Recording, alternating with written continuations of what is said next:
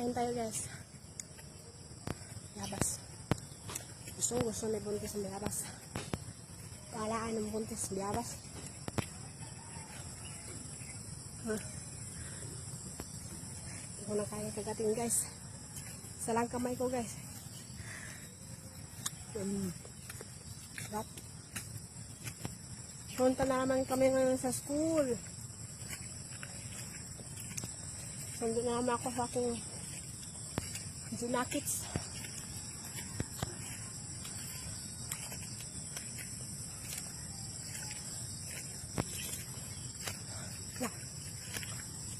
Ayan tayo.